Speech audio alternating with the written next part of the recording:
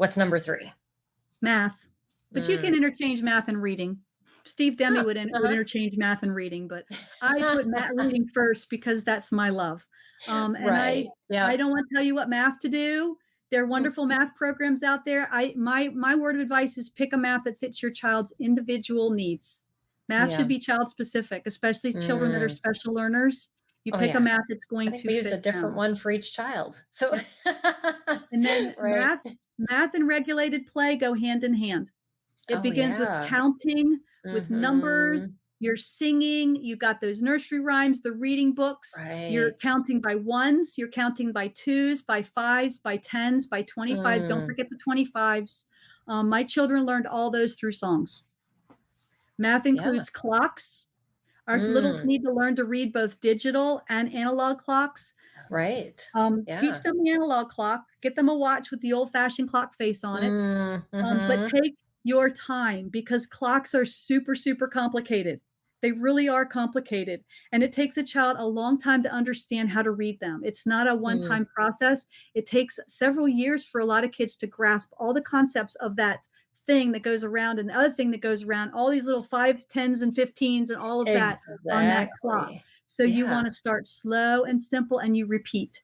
Because in math, especially, even you're repeating everything that these kids need to learn.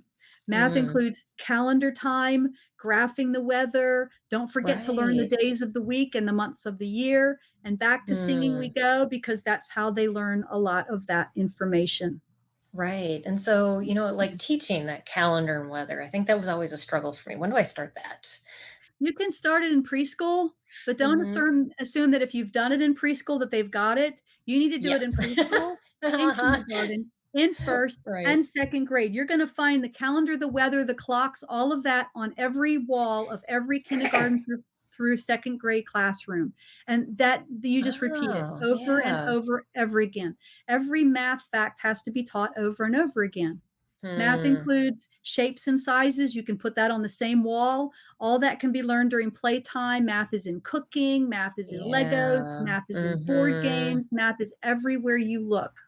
Right. Yeah. So what would be your biggest bit of wisdom when it comes to math? Don't skip the first 20 lessons.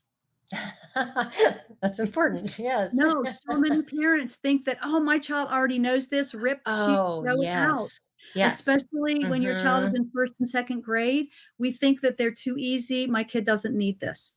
Don't skip those. Take your time with them, because you might know them, but a lot of times your child needs to review, and your child needs to feel good about themselves. And those first 20 lessons instill in your child a love for it and a pride for it that they need as they start getting into the lessons that are harder, especially when your child is in first and second grade, and especially second grade. Don't rip those lessons out. Do the book. If you don't finish the book, that's okay. Just make sure you start well.